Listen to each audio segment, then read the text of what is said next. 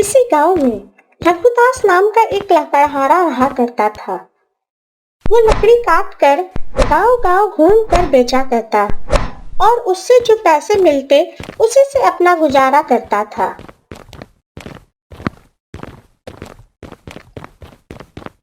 रघुदास के घर में उसकी पत्नी मीरा और बेटा राजू रहता था और पूरे गांव में वे लोग ही सबसे गरीब थे। रघु, ऐसा अब कितने दिन चलेगा? घर में अनाज का एक दाना भी नहीं है। राजू सुबह से भूखा है। मैं क्या करूं भाग्यवान, तुम ही बताओ। चाहे मैं जितनी भी मेहनत कर लूं, हमारे हाथ ज्यादा लाभ नहीं बचता है। पता नहीं मेरे साथ ही ऐसा क्यों होता है। ओ जी, तुम इतना चिंता मत करो। ईश्वर एक रास्ता बंद करता है तो दूसरा भी वही खोलता है। तुम निराश मत हो, सब ठीक होगा। सूरज तेज हो रहा है, जाकर लकड़ियां काट लाओ। रघुदास जंगल की तरफ चल देता है लकड़ियां काटने। रास्ते में उसे भीमा और सूर्या मिल जाते हैं। अरे ओ रघुदास, कहाँ चल दिए? वही घिसा पिटा काम, लकड़ियां काटने। अरे कब तक लकड़ियां काट कर अपना गुजारा करोगे? कोई अच्छा काम क्यों नहीं कर लेते हो? अरे सूर्या भैया, कोई इस रघु को काम देगा तब ना ये करेगा। पूरे गांव में इससे गरीब कोई नहीं है। कुछ लोग ऐसे होते हैं जिसमें काल की छाया होती है, और इस रघुदास से हमारे गांव में काल ना आ जाए। भीमा और सूर्या दोनों रघुदास के मजे ले रहे थे और बेचारा रघुदास चुपचाप बस दोनों की बातें सुन रहा था। अरे जाओ जाओ रघु, अपनी लकड़ियां काट लो। हमसे बात करने के चक्कर में कहीं तुम्हारी लकड़ियां कम ना हो जाए। इतना कहकर दोनों हंसने लगते हैं और रघुदास जंगल की तरफ चला जाता है। जंगल पहुंचकर वो लकड़ियां काटने लगता है। लकड़ियां काटने से वो थक जाता है और वो थक कर वहीं पर बैठ जाता है और अपने आप से कहता है, हे भगवान, क्या मैंने अपनी किस्मत खुद लिखी है? मैंने आज तक कोई बेईमानी नहीं की, कोई चोरी नहीं की, किसी के साथ कुछ बुरा नहीं किया, तो फिर मेरे साथ इतना बुरा क्यों हो रहा है? क्यों मेरी उम्मीद दिन ब दिन टूटती जा रही है? मैं अंधकार में जा रहा हूँ, मानो मेरी जिंदगी में रोशनी ही नहीं हो। ऐसा मेरे साथ क्यों हो रहा है भगवान, तुम ही बताओ। रघुदास की सारी हिम्मत टूट रही थी। उसने अपने आप को संभाला और लकड़ियां लेकर पूरे गांव घूमने लगा, लेकिन किसी ने भी उससे लकड़ियां नहीं ली। वो दुखी मन से घर जाने लगा। आज भी मैं खाली हाथ घर जाऊंगा। आज भी मेरी बीवी बच्चे भूखे रहेंगे। मीरा मेरा इंतजार कर रही होगी और मैं कुछ भी नहीं कर पा रहा हूँ। मुझे तो घर जाने का भी मन नहीं है। रघुदास दुखी मन से घर जाने लगा। उसके मन में हजारों उलझने थे, लेकिन वो शांत था। घर पहुंचकर रघुदास मीरा के पास जाता है। अजी, आप आ गए? राजू तब से आपका इंतजार करते करते सो गया। इतना सुनते ही रघुदास की आंखें भर आई और दुखी मन से मीरा से कहता है, मीरा, आज भी मेरी लकड़ियां किसी ने नहीं ली। सब कोई मुझसे लकड़ी लेने से हिचकिचाते हैं। उन्हें लगता है मुझसे लकड़ी लेने से मेरा काल उन पर आ जाएगा। और आज भीमा और सूर्या ने तो ये भी बोल दिया। रास्ते में ही उन लोगों ने मुझे टोक दिया था। रघु, मुझे माफ कर दो। मैं तो तुम्हारी परेशानी समझ ही नहीं पा रही हूँ। तुम्हें बस बातें ही सुनाते जा रही हूँ। तुम चिंता मत करो, एक दिन हमारा भाग्य जरूर बदलेगा। ये बात तो तुम कई सालों से कह रही हो, फिर भी हमारी जिंदगी जियो की त्यों है, कुछ भी नहीं बदला। अजी, आप इतना उदास क्यों होते हैं? ईश्वर सब ठीक करेंगे हमारे साथ। अब थोड़ा आराम कीजिए, थक गए होंगे। रघुदास कुछ नहीं कहता है और सो जाता है। उसकी आंखों में नींद नहीं था, मगर वो बहुत ही बेचैन था। वो खुद को शांत करने की कोशिश कर रहा था, लेकिन मानो उसके अंदर कोई समुद्र का लहर दौड़ रहा है।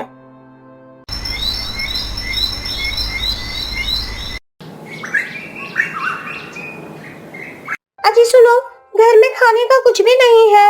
आप ऐसा करो, किसी से कुछ रुपये उधार लेके कुछ खाने का सामान लेकर आओ। पूरे गांव में मुझे कोई भी उधार नहीं देगा मीरा। मैं पहले ही 1-2 आदमी से उधार ले चुका हूँ, जिसको मैं अभी तक लौटा नहीं पाया।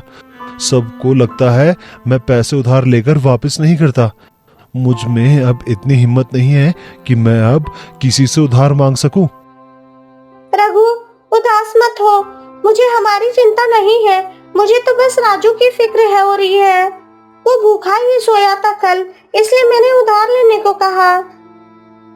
राजू की तो मुझे भी चिंता हो रही है। उसी के अच्छे भविष्य के लिए वो पैसे मैंने एक रुपए जोड़ रखा है, मगर तुम्हारी बीमारी ने सारा पैसा खर्च हो गया। लगता है ईश्वर भी हमें ऐसा ही देखना चाहते हो। रघुदास की बातों से दोनों खामोश हो गए। दोनों एक दूसरे को देखने लगे, पर किसी को भी कुछ कहने की हिम्मत ना हुई। तभी उनका बेटा राजू आया। माँ, कुछ खाने का है क्या? मुझे बहुत भूख लगी है। राजू के इस बात पर दोनों को अंदर से झंझोर के रख दिया। दोनों अंदर ही अंदर रोने लगे। माँ, पिताजी, हमारे घर में सबके घर के जैसा पकवान क्यों नहीं बनता है? रजनी काकी के घर में बहुत सारे पकवान बनते हैं। ऐसा सुनते ही रघुदास का दिल भर आया और वो कहता है, तू चिंता मत कर बेटा, हमारे भी घर में अच्छे पकवान बनेंगे। एक वक्त ऐसा भी आएगा जब हम सबसे अच्छा खाना खाएंगे। जो तेरा मन करेगा वही खाएंगे हम। लेकिन पिताजी, वो वक्त कब आएगा? जब रजनी काकी के घर में पकवान बनते हैं तो मैं खींचा चला जाता हूँ, और आज तो चला भी गया था तो उन्होंने मुझे देखकर खाना छुपा दिया और अपने घर से भागने को कहा। ये सुनते ही मीरा को रोना आ गया। उसका दिल टूट गया, मानो किसी ने उसके दिल पर पत्थर मार दिया है। वो अंदर ही अंदर रो रही थी, लेकिन उसे कुछ बोलने की हिम्मत ना हुई। दूसरी तरफ रघुदास का भी हिम्मत आज पूरी तरह से टूट गया। वो कुछ ना कह सका और उदास मन से घर पर से निकल पड़ा। हे भगवान, मैं अपनी मेहनत करता हूँ और इतनी मेहनत के बाद भी अपने बीवी और बच्चों के लिए 2 वक्त का खाने का भी इंतजाम नहीं कर पा रहा। ऐसे में मुझे जीने का कोई हक नहीं, मेरा मरना ही ठीक होगा। रघुदास अपने संघर्षों से हार गया था। वो पूरी तरह उदास होकर जंगल की तरफ जा रहा था। तभी रास्ते में उसे भीमा और सूर्या दिखे। अरे रघुदास, आज फिर चल दिए एक बार नाकाम कोशिश करने। अरे तू थक नहीं जाता एक ही काम करने से? और तेरे हाथ कुछ आता भी तो नहीं है। अरे भीमा भाई, तू भी ना चल, छोड़ी से चल यहाँ से। सूर्या और भीमा ने तंज कसकर कहा और वहां से चले गए। रघुदास फिर जंगल की तरफ चला गया। कुछ दूर चलने के बाद उसे हल्की आवाज आ रही थी कहीं से। कोई है? अरे कोई है क्या? मेरी मदद करो। रघुदास आवाज सुनकर उसी तरफ भागता हुआ गया। वहां जाकर देखा तो एक साधु नीचे जमीन पर गिरे थे। रघुदास ने साधु को उठाया और उनसे पूछा, साधु महाराज, आप यहाँ जमीन में क्यों थे? आप ठीक है ना? हाँ बेटा, मैं ठीक हूँ। मैं जंगल के रास्ते दूसरे गांव जा रहा था, तभी मुझे ठोकर लगी और मैं गिर गया। बेटा, मुझे जोरों की प्यास लगी है, कृपया मुझे पानी पिला दो।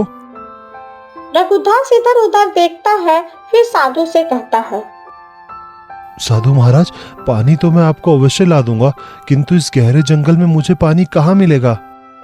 बेटा, यहाँ से पूरब की दिशा में एक तालाब है, तुम वहीं से पानी लेते आओ। रघुदास ने साधु से लोटा लिया और पूरब की दिशा चला गया। कुछ देर चलने के बाद रघुदास को वो तालाब दिख गया और वो पानी लेने गया। जैसे ही वो पानी लेने गया, वहाँ एक शोर के साथ एक चुड़ैल आ गई। अरे मूर्ख, तुम्हारी हिम्मत कैसे हुई मेरे तालाब से पानी लेने की? रघुदास चुड़ैल को देखकर पहले तो घबरा गया। डरते डरते जैसे तैसे उसने चुड़ैल से कहा, मुझे माफ करना, मैं बिना तुम्हारी इजाजत के ही पानी ले रहा था, मगर जंगल में एक साधु महाराज प्यासे तड़प रहे हैं, इसीलिए मैं पानी लेने आया हूँ। अच्छा ठीक है, मैं तुम्हें पानी दूंगी, मगर पहले तुम्हें मेरे एक पहेली का उत्तर देना होगा। आओ ना जाने ताओ ना जाने ऐसा क्या है जो इंसान कहता तो बहुत है पर किसी को सुनाई नहीं देता है। अगर तुम्हारा जवाब सही है तो तुम पानी ले जा सकते हो, मगर जवाब गलत हुआ तो मैं तुम्हें अपने पानी में संभालूंगी।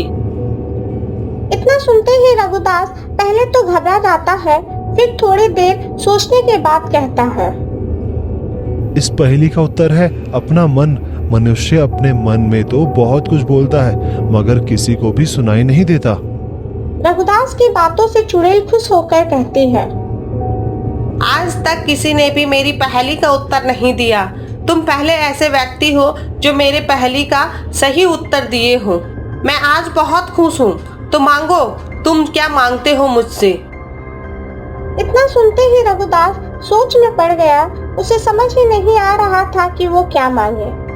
थोड़ी देर सोचने के बाद रघुदास कहता है, मुझे बहुत ज्यादा की इच्छा नहीं है। मैं बस मेहनत मजदूरी करके अपने बीवी बच्चों को अच्छी जिंदगी दूं, यही चाहता हूँ। चुड़ैल रघुदास की बातों से बहुत खुश हुई और वो कहती है, मुझे तुम्हारी सोच बहुत अच्छी लगी। तुम चाहते तो कुछ भी मांग सकते थे, लेकिन तुमने मेहनत करना जरूरी समझा। तो मैं तुम्हें आज एक वरदान देती हूँ। तुम आज से जो भी मेहनत का काम करोगे उसका फल तुम्हें 2 गुना ज्यादा मिलेगा। ये कहकर चुड़ैल वहाँ से चली गई। फिर रघुदास भी पानी लिए साधु के पास चला गया। हाँ, अब मुझे ठीक लग रहा है। आज तक उस तालाब से कोई भी पानी नहीं ला सका, मगर तुमने ले आया। यकीनन तुम एक साफ दिल के इंसान हो। राहुदास, तुम इतने घने जंगल में क्या कर रहे हो? साधु महाराज, मैं अपनी जिंदगी से हार गया हूँ। मैं चाहकर भी कुछ अच्छा नहीं कर पाता हूँ, इसीलिए आज मैं अपनी जिंदगी को खत्म करने आया हूँ। साधु महाराज अंतर्यामी थे। उन्हें सब मालूम हो गया था रघुदास के बारे में। मूर्ख, ये तुम सोच भी कैसे सकते हो? माना जिंदगी में परेशानियां होती हैं, मगर इसका मतलब ये नहीं कि सब अपनी जिंदगी को ही मिटा दे। तो और क्या करूं महाराज?